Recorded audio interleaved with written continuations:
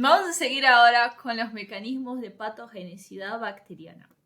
Son los mecanismos que tiene la bacteria para causar alguna patología. Lo primero de todo, tenemos que aclarar una cosita que en los libros puedes encontrar patogenicidad o virulencia. Con las traducciones que se fueron haciendo durante los años, terminamos usándolos como sinónimos. Pero en realidad, la virulencia tiene que ver con la capacidad de infectar a una persona, o sea, cuántas bacterias necesito para infectar a una persona, y la patogenicidad para la capacidad que tiene esa bacteria o ese microorganismo de causar una molestia, una afectación, un daño al organismo nuestro. Porque nos basamos en ese diámetro, en ese cuadrito. Ay, quedó como borradito. Bueno, se lo voy a explicar porque no encontré una imagen mejor para mostrarles de eso.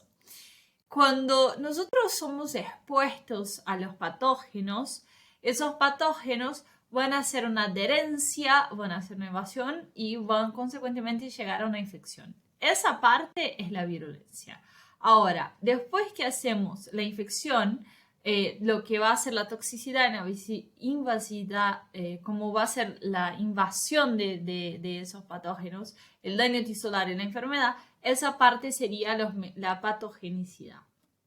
Pero como les conté al principio, muchas veces se toman como sinónimos porque literalmente cuando fue pasando el tiempo las traducciones quedaron bastante malas. Como todo en la vida, si traducimos muchas veces a muchos idiomas distintos por muchas personas distintas por muchos años, las cosas quedaban medio raras. Entonces pasó eso y muchas veces tomamos como sinónimos. Pero si te llegan a preguntar la diferencia entre virulencia y patogenicidad, es esa. Cuando nosotros arrancamos, como vemos acá al principio, cuando arrancamos y somos expuestos a una bacteria, fui expuesta a esa bacteria, no sé, mi mate es la bacteria. Entonces, esa bacteria primero va a adherirse, se va a pegar a mi cuerpo, a mi estómago, a mi uretra, lo que sea. Se va a pegar por las fibras o alguna proteína que ella tenga para conectarse conmigo.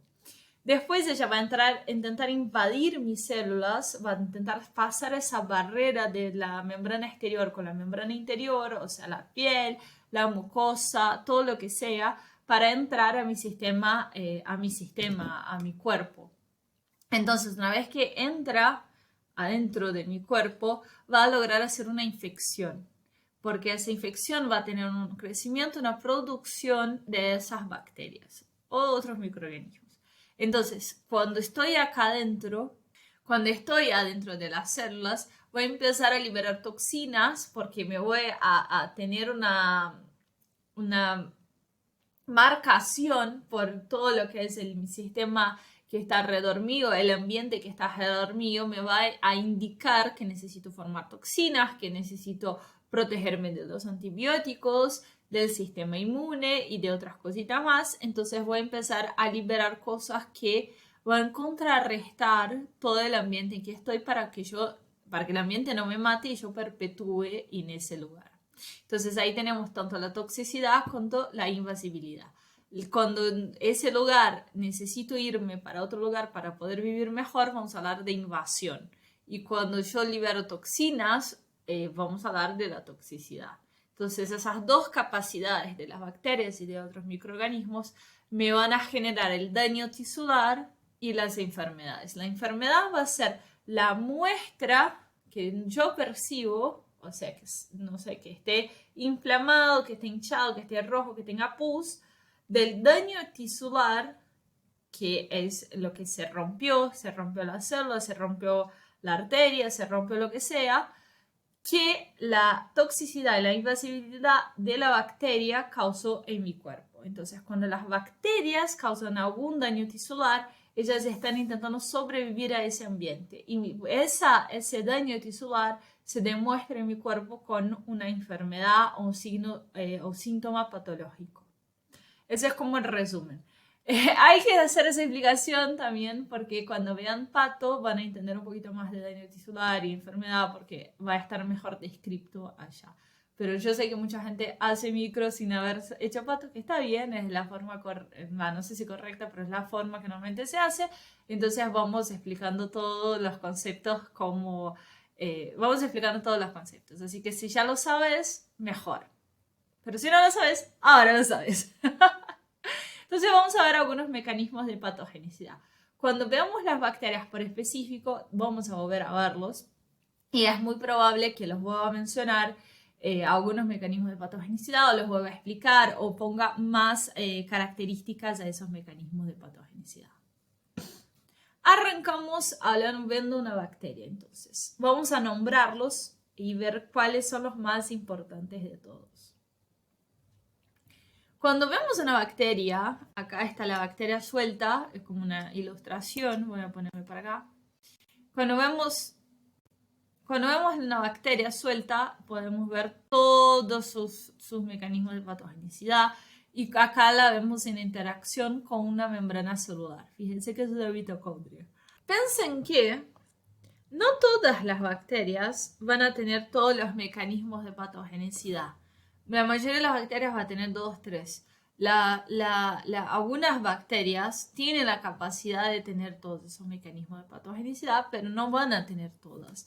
Necesitan, por un lado, tener las estructuras necesarias, sea la membrana plasmática correcta, la pared celular correcta para poder expresar los flagelos, las fimbres y todo más. Además de tener el genoma, el cromosoma, tener la secuencia genética para poder expresar, para poder leer y poder expresar. Entonces, lo que estamos viendo. Si yo no tengo el genoma para una fibra, no puedo tener una fibra. Entonces necesito tener toda una estructura para poder expresarlo. Entonces vamos de afuera para adentro. De afuera para adentro, lo primero que vamos a ver va a ser una cápsula de antígenos. Esa cápsula, en realidad, lo que está haciendo es inhibir que haya una formación. Entonces, lo primero que vamos a ver es la cápsula, que está lo más afuera de la bacteria. Y la cápsula lo que está haciendo en la bacteria es protegerla de todo, está fuera de la pared celular, ¿no? Le va a proteger de todo lo que son los anticuerpos, de lo que es la fagocitosis, la opsonización, y también le va a proteger de los antibióticos y le va a ayudar a fijar las superficies. Entonces esa cápsula puede ser de distintos grosores. Fíjense acá, eso todo lo que es como puntititos es cápsula. Esos son microscopías electrónicas de transmisión, que son cortaditas así. Las de barrido son como un autorrelieve, esas son cortes. Pones las bacterias en parafina o congeladas y los cortas. Muy finito, como si hicieras un fiambre muy finito. Entonces lo que vamos a ver es esa cápsula que dependiendo de la bacteria va a ser más gruesa que otras y normalmente es una cápsula rígida. Va a ser de polisacáridos. Esos polisacáridos son lo menos llamativo del sistema inmune porque nosotros tenemos polisacáridos en nuestras membranas. Entonces como que queda todo pegadito ahí. Entonces esa cápsula lo que está haciendo es proteger nuestras células. Entonces queda toda protegidita ahí. Bien, dicho eso, cuando pensamos en la cápsula bacteriana, ¿qué vamos a pensar? Vamos a pensar que está escapando al sistema inmune, de esa forma va a poder viajar en el cuerpo. Recuerden eso porque las bacterias que hacen infecciones del sistema nervioso central suelen tener cápsula. Son las bacterias que se escapan por todo el sistema inmune y se escapan viajando por la sangre porque tienen cápsulas y pueden evadir esa capacidad de nuestro sistema inmune de pegar las cosas con anticuerpos, marcarlos y después fagocitarlos. Pasamos a la adherencia. Cuando hablamos de adherencia vamos a hablar de los pilis y vamos a hablar de distintas bacterias que van a tener pilis de adherencia débil y adherencia estable para poder agarrarse de donde están, de las células donde están, del ambiente donde está. Entonces, cuando vemos esos pilis vamos a hablar de que tienen receptores y se van a conectar, tuki, tuki, tuki, y se van a quedar pegaditas ahí. Entonces puede ser que tengan una adherencia débil, para poder ir pasando de receptores a receptores e ir viajando. Una adherencia estable y se quedan pegadas ahí para siempre. Entonces esa es la diferencia entre las dos pilis. Va a haber muchas pilis, vemos principalmente cuando vemos a las E. colis porque tienen pilis de adherencia al intestino, Acá lo que está viendo en la foto es el intestino. Y también tenemos adherencia al epitelio urotelio, porque así sube por toda la uretra, vejiga, riñones y hace infecciones urinarias. Ahí está. Los biofilms. Los biofilms en realidad son una construcción de muchas bacterias juntas que forman entre ellos muchas matriz extracelular. Y algunos libros, ojo con eso, por favor, ojo con eso, porque en algunos libros está traducido como si fuera la cápsula, el biofilm una matriz. Y no. El biofilm es una cosa, la cápsula es otra cosa y la matriz extracelular es otra cosa. Los biofilms están constituidos por una matriz extracelular que es un limo que está entre ellos. Y también está la palabra slime, que también es otra cosa. Es un limo que es formado, pero es una matriz extracelular. Entonces, los biofilms pueden estar constituidos de un solo tipo de bacterias o de varios tipos de bacterias, que esas bacterias, que en nuestra imagen son los puntitos rojos, van a liberar, es como si nosotros juntamos muchas personas, las damos las manos y liberamos como una gelatina al medio para protegernos. Entonces esa gelatina impide, nos va a hacer como una cubierta que impide que llegue los antibióticos o impide que llegue las células inmunes. Entonces cuando yo voy formando ese biofilm, me voy adheriendo a una superficie. Y normalmente es más fácil que esa adherencia ocurra en superficies que no son humanas, porque las superficies humanas suelen ser, o sea, de nuestros huesos, de nuestras manos, sangre, lo que sea, son muy limpias, son muy de poca adherencia, es como si no tuviera porosidades, pero las agujas, catéteres o otras cosas hechas por el hombre como prótesis, les encanta hacer biofilms en prótesis, van a tener porosidades. Entonces a esas porosidades se adosan las bacterias, se van adheriendo las bacterias ahí y se van quedando pegaditas. Cuando quedan pegaditas, voy formando esa cubierta de matriz extracelular y voy formándome. Cuando formo ese biofilm, que es esa maduración del biofilm, puedo hacer dos cosas. Puede ser que venga un antibiótico y me rompa esa partecita de arriba y se libere al medio, pero esa partecita de abajo, y vamos a mostrar con esa mano, y esa partecita de abajo nunca va a salir del biofilm. O la segunda opción es que haya una liberación espontánea de mi partecita de arriba del biofilm para que haya una migración y haga un foco secundario de ese biofilm. Ese desprendimiento hace que haya un equilibrio entre el tamaño del biofilm y lo que yo puedo alimentar todas esas bacterias y mantener esas bacterias estables. Entonces, cuando voy desprendiendo pedacitos de ese biofilm, voy haciendo focos secundarios y voy aumentando la cantidad de bacterias que yo tengo en mi medio. Son muy comunes en las Staphylococcus aureus y también en lo que son las pseudomonas. Los estáfilos les encanta las prótesis. Las pseudomonas les gustan más los catéteres porque les gustan las cosas húmedas.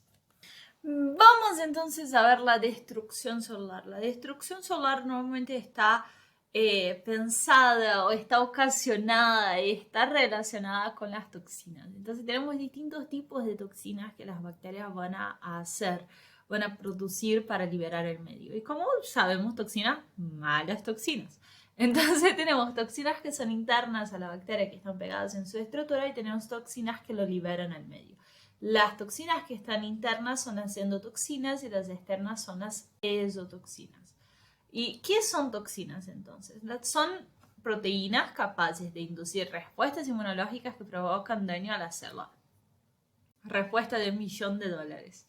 Las exotoxinas entonces voy a estar liberando al medio esas proteínas y que van a hacer una respuesta inmunológica, un daño a células en todo mi medio. Y las endotoxinas son liberadas normalmente cuando la bacteria gram negativa se muere, porque están constituidas adentro del cuerpo de la bacteria, dentro de la pared celular de la bacteria. Las exotoxinas, vamos a hablar de dos tipos. Hay muchas exotoxinas. Cada vez que veamos una bacteria que haga toxinas, les vamos a hablar de ellas. Pero básicamente van a tener dos formas de actuar: termolables y termoestables. Eso va a ser su relación con la temperatura. Cuando son termolables, significa que si yo caliento, por ejemplo, en la comida, vamos a pensar en un arroz. Si tengo dos tipos de toxinas dentro de mi arroz, una termolable y una termoestable, y yo caliento ese arroz para poder comerlo, en la termolable va a degradarse esa toxina, se va a romper y yo no voy a estar enferma por esa toxina termolable, pero sí puedo enfermarme por la termoestable, porque la termoestable sí se va a mantener estable aunque yo caliente ese arroz.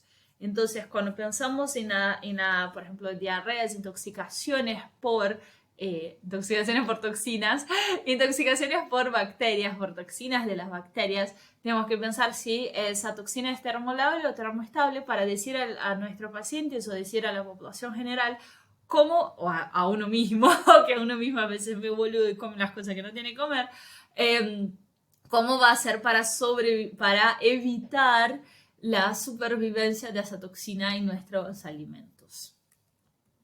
Ahora, tenemos otro tipo de toxinas, exotoxinas, que son las toxinas de tipo AB. Hay varias cosas que pueden hacer esa toxina tipo AB, que su subunidad A va cambiando con el tiempo y su subunidad B suele ser más o menos estable, pero va a cambiar la célula en la cual se va a enfocar. Entonces, la subunidad B acá está funcionando como un receptor, como una llavecita para activar la endocitosis de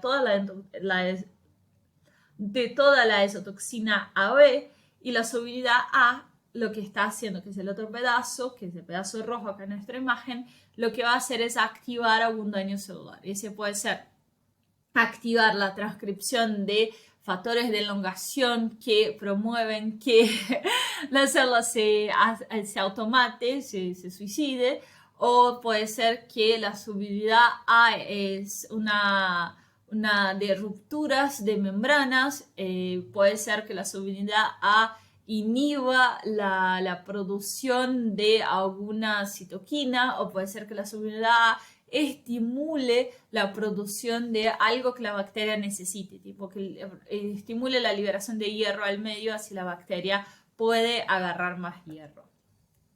Y cuando pensamos en las endotoxinas, tenemos que pensar en una respuesta extremadamente exacerbada del cuerpo ante la endotoxina.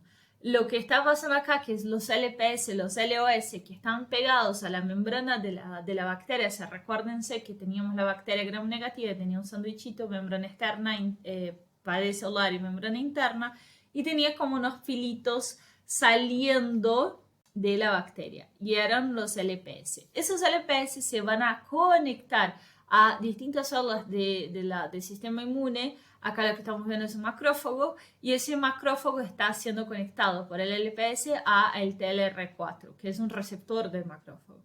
Entonces ese macrófago lo que hace es, ¡oh, mierda! Tengo eso leído. Entonces voy a activar mediadores que pueden ser interleuquinas, pueden ser factores de necrosis tumoral, pueden ser interferones, citoquinas, quimiocitoquinas y distintas cosas, y va a liberar de forma exacerbada, porque mi LPS activó de una forma exacerbada mi receptor. Es como que yo diga, no, me voy a morir, me pongo loco y libero muchas cosas al medio. Entonces, las otras células del sistema inmune, percibiendo todos esos interferones, todas esas interleuquinas, todas esas citoquinas, van a decir, a la mierda, estamos muriéndonos, está pasando algo muy grave, y van a hacer una desregulación del sistema inmune.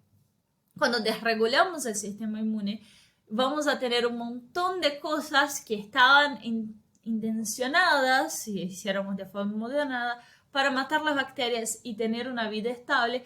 Vamos a tener ya efectos patológicos de ese sistema inmune, que va a ser la fiebre elevada, que está nombradas acá al lado de mi cara. Fiebre elevada, hipotensión, coagulación o trombosis, o disfunción o falla multiorgánica. ¿Por qué? Cuando nosotros estamos con una infección, esas citoquinas, esos mediadores van a ser liberados y decir, che, mira, hay bacterias. Las bacterias o los virus o los microorganismos no sobreviven un poco de temperatura elevada. Entonces subí la temperatura, así matamos lo que tenemos. Lo que tenemos ahí dando vueltas molestándonos. Pero si yo subo demasiada la temperatura, si yo tengo una fiebre de 42 grados, nosotros morimos porque nuestras células no aguantan tampoco. Entonces ahí tenemos una fiebre elevada. Si yo activo la hipotensión, puede ser que vamos a enfocarnos toda la sangre para luchar contra la bacteria. Pero si yo activo demasiado eso, tengo una hipotensión. O si yo activo de forma irregular mi cascada de coagulación, voy a tener una trombosis, un TID, que es la trombosis, o voy a tener una coagulación exagerada, o voy a tener mucha hemorragia. Entonces está como desregulado. Estoy usando los factores de coagulación de una forma aleatoria. Entonces esa cascada está dando muy exacerbada en ciertos lugares y tengo clogs, tengo pedazos de coagulación en un pedazo de la sangre, pero de otro lado tengo la sangre muy líquida porque no estoy teniendo, como estoy gastando todos esos factores acá, allá no los tengo. Entonces activa todo ese shock séptico que vamos a tener como una sepsis. Esa activación de la sepsis es muy grave porque es muy probable que ese paciente nos lleve a morir si no lo tratamos y no encontramos la causa que era esas bacterias que se están liberando las endotoxinas. Entonces no solo tengo que tratar la bacteria, sino que tengo que tratar el cuadro agudo que es ese shock séptico. Los superantígenos suelen ser las bacterias gram positivas y las endotoxinas suelen ser las bacterias gram negativas. Entonces, los superantígenos van a hacer exactamente lo mismo, van a activar de una forma muy exagerada tanto los macrófagos cuanto los linfocitos T, y esos linfocitos T van a replicarse, ¿viste? ¿Se acuerdan que los linfocitos T, cuando leían algo por sus receptores, y se multiplicaban y liberaban muchos más linfocitos T, y esos linfocitos T actuaban de forma sincrónica para activar y matar o fagocitar o lo que sea que tenían que hacer para destruir el microorganismo o lo que nos estaba amenazando? Bien, si yo activo demasiados linfocitos T, voy a tener también un desarreglo de mi sistema inmune que me va a llevar de vuelta al shock séptico o a la sepsis. Entonces funciona más o menos lo mismo que la endotoxina, pero viene de otro lado. Vengo por una presentación de antígenos. Y en lo que es la endotoxina, viene por una liberación de citotoxinas.